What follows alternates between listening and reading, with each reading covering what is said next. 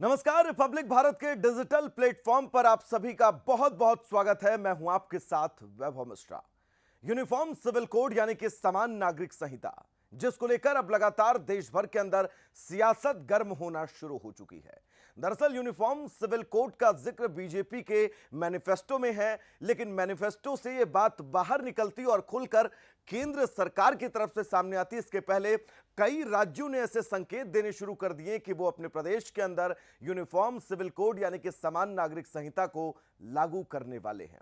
उत्तराखंड के मुख्यमंत्री पुष्कर सिंह धामी ने तो यह ऐलान कर दिया कि वो अपने प्रदेश यानी कि उत्तराखंड में समान नागरिक संहिता बहुत जल्द लागू करने वाले हैं। तो वहीं उत्तर प्रदेश के डिप्टी सीएम केशव प्रसाद मौर्य ने जो संकेत दिए वो समान नागरिक संहिता के पक्ष में संकेत थे और उत्तर प्रदेश के अंदर भी अब समान नागरिक संहिता को लागू करने की सुगबुगाहट जो है वो तेज हो चुकी है।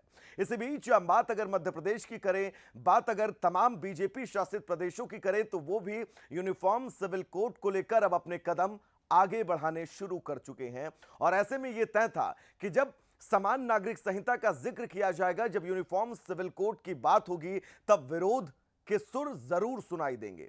शुरुआत होती है असदुद्दीन ओवैसी से। असदुद्दीन ओवैसी ने यूनिफॉर्म सिविल कोड पर बिल्कुल स्पष्ट शब्दों में कहा कि यह न्यायप्रिय नहीं है। असदुद्दीन ओवैसी ने तो यह तक कह दिया कि इस देश में यूनिफॉर्म सिविल कोड की जरूरत नहीं है, लॉ ऑफ नेशन वाला देश है। इस देश में यूनिफॉर्म सिविल कोड जैसा कानून शायद ही आए और अगर आता है तो उसका विरोध किया जाएगा।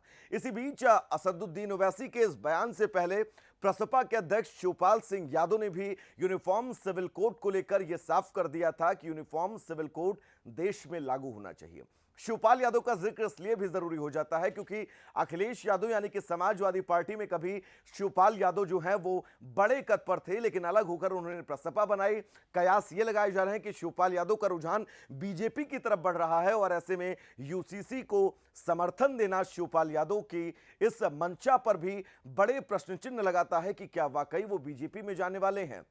अब बात अगर करें असदुद्दीन ओवैसी के समान नागरिक संहिता वाले बयान पर पलटवार और प्रतिक्रियाएं किस तरह के सामने आई, तो असम के सीएम हेमंत बिस्वा शर्मा ने खुले तौर पर यह कहा कि देश भर के अंदर यूनिफॉर्म सिविल कोड की जरूरत है। और अगर आप यूनिफॉर्म सिविल कोड को लेकर मुस्लिम महिलाओं से भी बात करेंगे तो उनका भी यह कहना होगा कि देश में यूनिफॉर्म सिविल कोड बहुत ज्यादा जरूरी है। यहां तक कि हेमंत बिस्वा शर्मा ने यह तक कह दिया कि 3 तलाक से जब आजादी दिलाई गई तो मुस्लिम महिलाओं के अंदर उत्साह था और यूनिफॉर्म सिविल कोड को लेकर भी खासतौर पर मुस्लिम महिलाओं का सकारात्मक रवैया जो है वो सामने आ रहा है।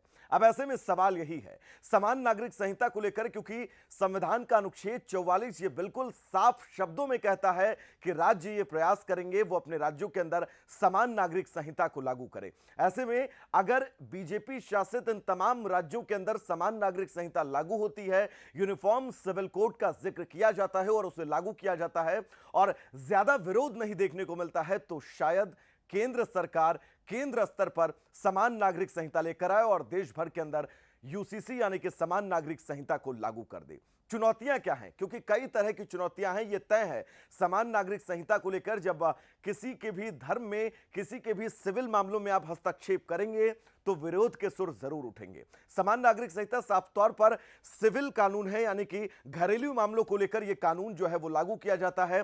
इस वक्त मुसलमानों के कानून जो है वो मुस्लिम पर्सनल लॉ बोर्ड की तरफ से लागू किए जाते हैं जो सिविल मामलों के हैं। अब इन कानूनों में सीधे तौर पर अगर केंद्र या फिर राज्य हस्तक्षेप करेंगे तो विरोध के सुर उठना लाजमी है, क्योंकि ऑल इंडिया पर्सनल मुस्लिम लॉ बोर्ड ने 2 लेटर लिखे हैं। पहली चिट्ठी में समान नागरिक संहिता को पूरी तरह से उन्होंने कहा कि यह संविधान की मूल आत्मा को ठेस पहुंचाता है। साथ ही दूसरी चिट्ठी जो प्रधानमंत्री नरेंद्र मोदी के नाम, योगी आदित्यनाथ के नाम लिखी गई all India Muslim personal law board की तरफ से, उस चिट्ठी में भी यह जिक्र किया गया कि देश भर के अंदर समान नागरिक संहिता अगर लागू होती है तो यह हमारे साथ ज्यादती होगी। अब इन तमाम प्रतिक्रियाओं के बीच सवाल यही है कि क्या कई राज्य समान नागरिक संहिता को लागू करेंगे या फिर केंद्र के मैनिफेस्टो में समान नागरिक संहिता का जिक्र है और केंद्र समान नागरिक संहिता का जो अध्यादेश है वो सदन के अंदर लेकर आएगी और सदन में इस अध्यादेश को पास करवाएगी।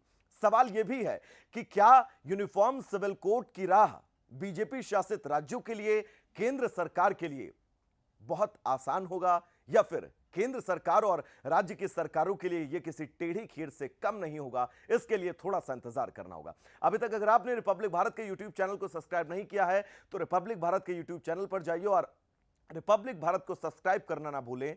नमस्कार।